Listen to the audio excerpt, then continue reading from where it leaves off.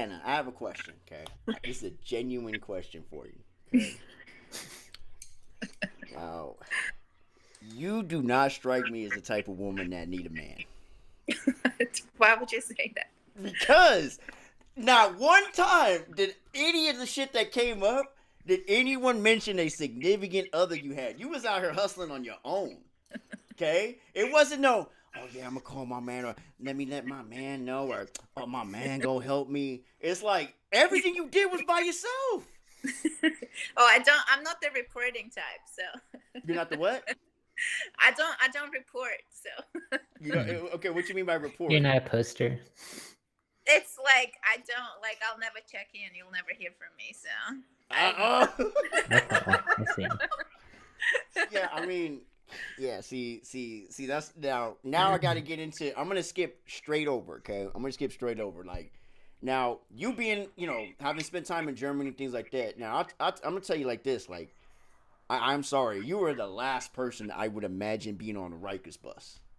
Okay, I mean it's like I've had brothers get locked up. It's all the units in the men's side are C-74, C-70 this, C-70 that. Like it's real in there. So my question to you is what was your experience like when you first got in there? And yeah, just can you just hit us with that? oh, jail is like definitely is a great equalizer. I mean, there are all kinds of people that are being sent to jail. I mean, Rikers is very. I don't know. I think it's like I met a lot of white people there.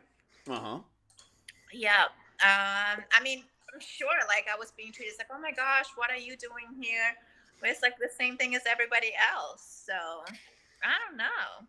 I never knew anything about Rikers, so I never like really came there with any preconceptions. So I don't know. I just kind of like found it out firsthand. Dang. So now I read that you had 13 infractions, Anna. 13. Okay. Now here's what I'll tell you a quick story, right? About how there are certain aspects of this interview where I asked beforehand, like, hey, is there any topics, things like that could get her shit fucked up? And this is why the reason why I asked beforehand is because I'll tell you a story. It was about 7 years ago. A friend of mine, a rapper who I will not name, gang affiliated like a motherfucker, right? Uh-huh. He gets locked up, okay? Yeah. Two other homies of mine, they rappers, they in the same gang. They do a song and they talking about free so and so, free so and so, free so and so. He goes to the parole board.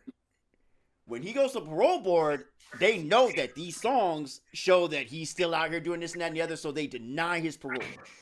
What ended up happening was my boy, he wasn't happy, so what ended up happening is the dudes that made that rap song had to pay taxes inside extra because of the fact that he was stuck in there, so they had to cover his books. Yeah. You see what I mean? So it's a lot of people don't understand those aspects of how easy it is that they can fuck you inside of that. Excuse my language. They can screw you badly while you locked up, be it guards, be it wardens, etc. Can you talk a little bit about that?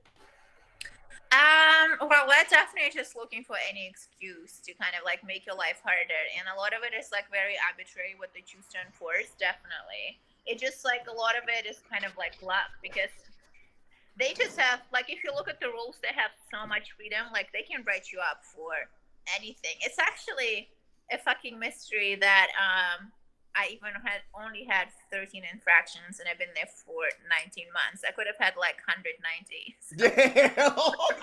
Damn. Like, Damn. it's just like they just have so much freedom. Like when you look at the rules, it's just insane. They can like write you up for anything. Mm-hmm. Yeah, like you know how like all this freeway phone calls. It's just like it's what they choose to enforce, really. Wait, you said three-way phone calls? What you mean? Yeah, it's like for example, I cannot call you cannot have any freeway phone calls. No. That's No, like an I thought infraction you on were its own. referencing. Yeah, you cannot. Yeah. You cannot.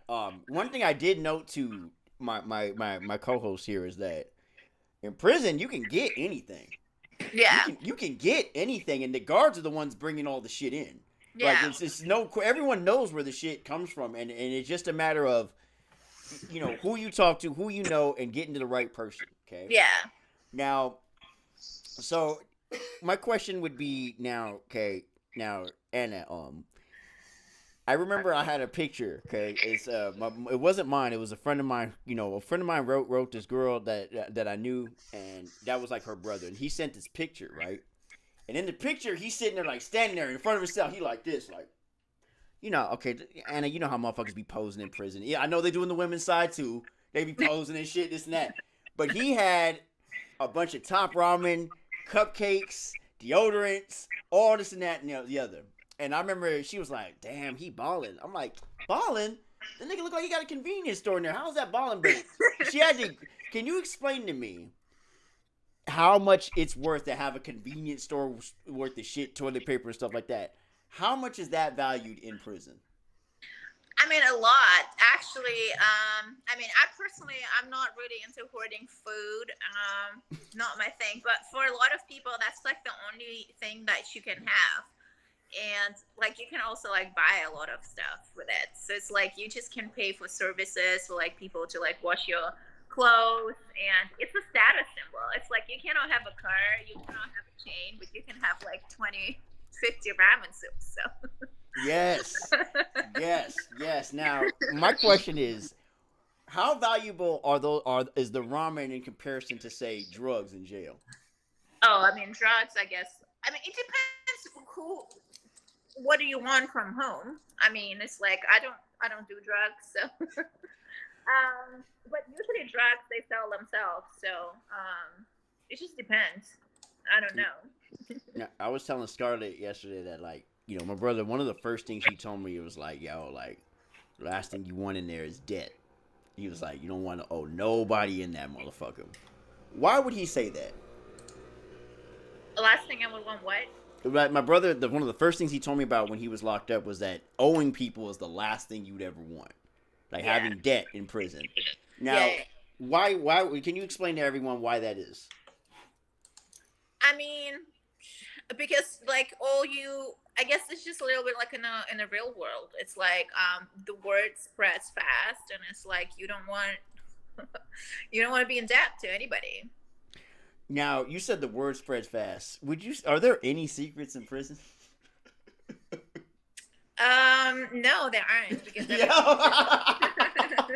I was gonna say, like, yo, that was the one thing that everybody like would tell me is that like everything that be going on the street, the motherfuckers know about, Yeah. and what's also struck me, okay, is you had a picture. I do not have the picture. Maybe I could probably pull it if I looked, but because I did not grab it. But you had a picture where you drew a picture. Okay, first of all, your artwork was A1, especially during the trial. I fucked with it.